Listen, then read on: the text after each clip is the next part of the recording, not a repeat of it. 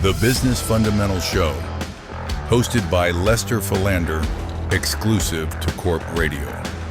Tune to the business frequency. On today's show, I'm going to unpack the 27 laws that I've lived by. These are laws or lessons that I've accumulated during my years of struggle in business. And I'm hoping that these laws or lessons can be applicable to you. And if you can learn from some of my mistakes, hopefully you won't have to make your own. So the first one is, if it no longer works for you, do not sink more time, resources, or capital into the project. I spoke about a spa that opened a couple of years ago out in Johannesburg, and they spent about 20 million. It was a beautiful modern store. But because there was construction on the road, cars had to make U-turns just to get into the parking, and a lot of customers felt that this is a convenience store that is very inconvenient to get to. So they're going to go past that and just go a kilometer up the road and go to the next store, because it's a little more convenient than having to make a U-turn, having to put stop and go systems in place, and then wasting more time. So most people just went up the road and went to the next convenience store. And Spa then made a decision: we're going to close up shop, even though it cost us quite a bit. If they'd stayed on, and if they had to wait another 13 months or 20 months or 30 months, depending on how long that project would take, not only would they have bled financially during that time period, but to recover would have probably taken another 3 to 6 years to do exactly that. So they made the decision: we're closing up shop, we're moving location, and yeah, this is just not working for us. The second one is understand who you are and what are your triggers.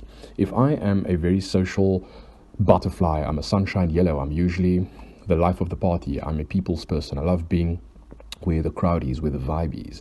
I'm macro focused, I'm big picture, I'm visionary.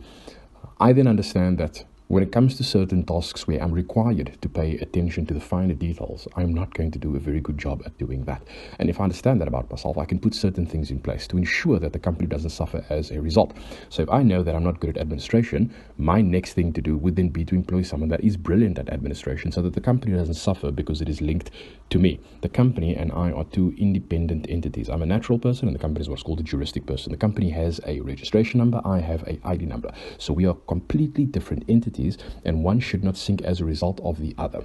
The third one is build your team. Stop thinking that you can do it on your own. So find the best person to take over some of the functions that you are doing that is not contributing to achieving that goal.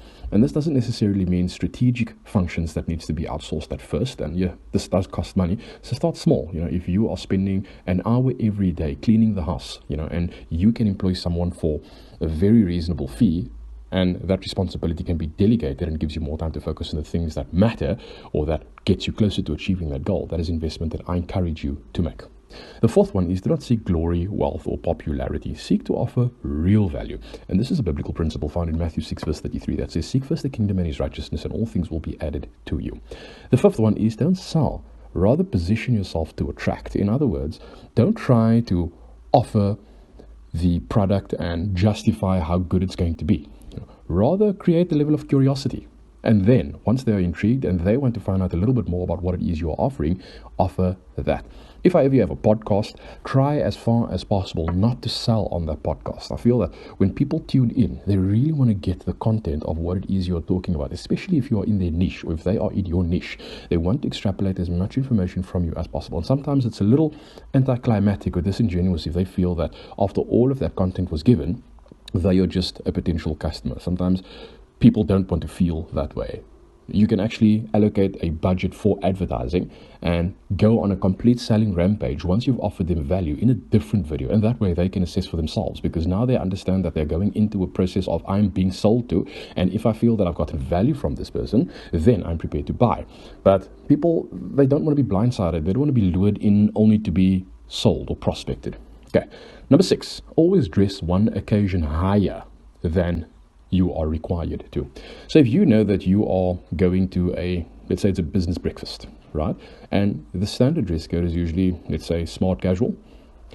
Try to go formal on 1 or 2 occasions. You'll be surprised by how many people are attracted to you as a result. People are always going to be curious as to, okay, this person is dressed completely formal, and maybe it doesn't have to be a 3-piece suit, but if you understand that this is what the dress code is, and I want to dress one occasion higher than this occasion is usually assumed, then you would attract people that you might not necessarily would have attracted as a result. The next one, number 7, kill all bad habits and appetite if you want to build confidence and dominion. Number 8, master a skill by either writing a book about what you have learned, or recording a podcast before actually going into it or launching it.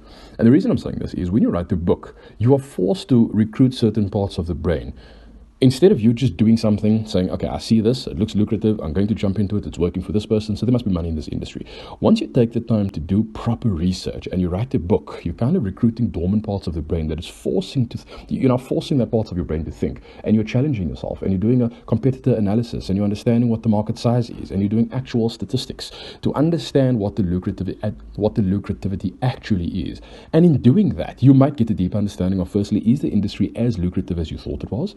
And secondly, is it something you want to go into based on the amount of time that it is taking you to compile all this information? Once you've compiled that information, you now have an indication of how much time it will take you to actually roll it out and launch it and recruit the right people in the right places and looking at the right locations, etc.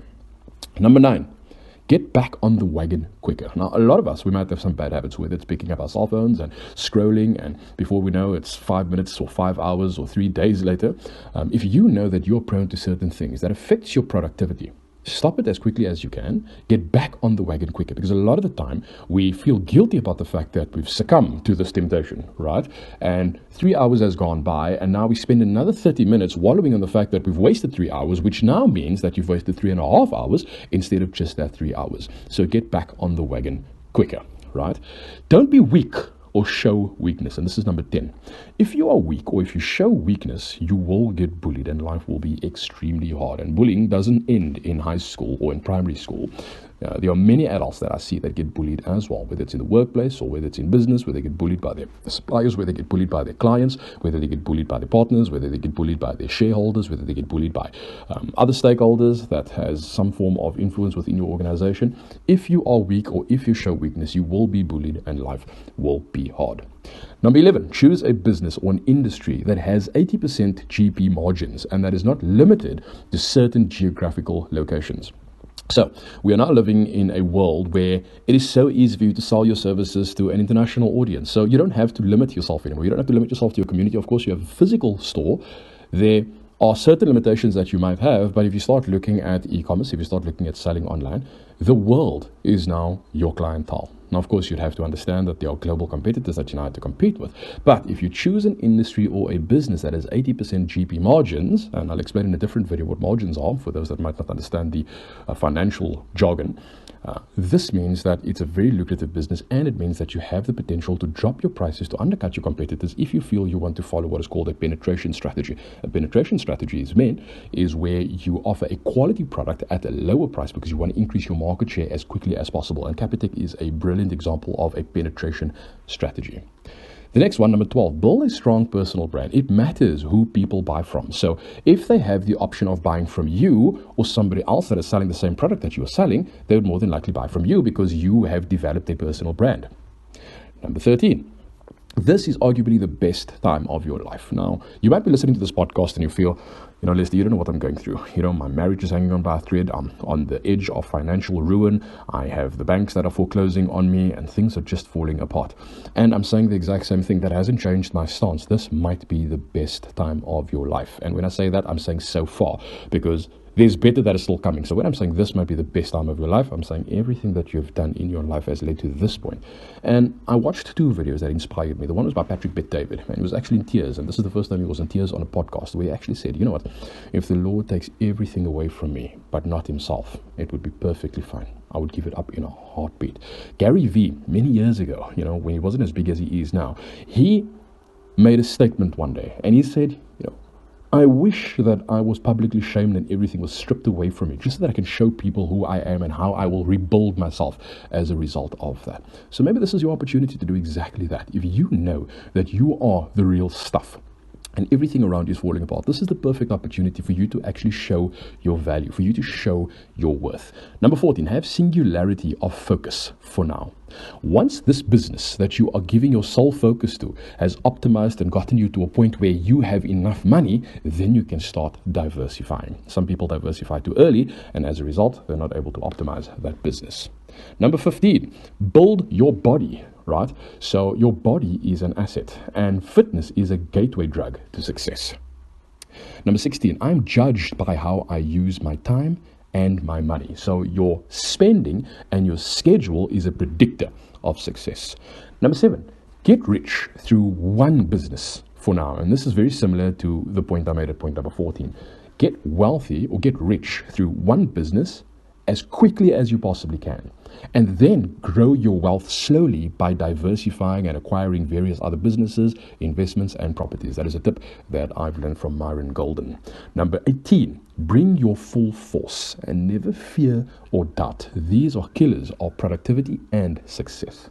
Number 19, niche your offering at the top first, and then start including additional models like a premium model, then a baseline model. And Tesla is a brilliant example of that. Number 20, if I fail, I will rebuild brick by brick, but I will never quit. 21, in the beginning, push quantity to see what works, and then zoom in to quality. So many people that want to focus on quality from the very beginning, but if your focus is wrong and you've zoomed in on the wrong thing that doesn't necessarily yield the result that you wanted to yield, that is a wasted opportunity. I'll use an example, Elvis. Elvis recorded more than 700 songs, but only 40 of those songs were hits. Now, arguably, if he only recorded 40 songs, he might have only gotten one hit or 0 hits. Another example is Thomas Edison. I'm not sure if the number is 1,000 or if it's 10,000, but he explored at least 1,000 ways to invent the light bulb. And only one worked. And he said it wasn't wasted time though, because he now knows 999 ways to not make it. Okay, number 21.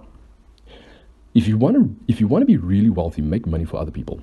I think Elon Musk and Jeff Bezos are prime examples of these. If you're looking at, these are the two wealthiest men in the world. And the companies that made them that wealthy, Jeff Bezos was Amazon, but he only owns about 10 or 11% of the company. That means 89 or 90% of the company is owned by other people. And the share price increased as a result, making him a centi-billionaire because he's added value, not only to customers, but to other shareholders as well. The same with Elon Musk. Elon Musk only owns about 8 or 9, maybe 10% of Tesla. Yet that is the biggest form of his wealth. That is the biggest contributor of his wealth. 23, be the very best in your industry. Force people to only use you because they know, even though they might not like you, you are the only person that can get them the result they want. And you can only get them the result that they need if you are the very best at what you do. And then number 24, and this one is a little softer, but it's powerful.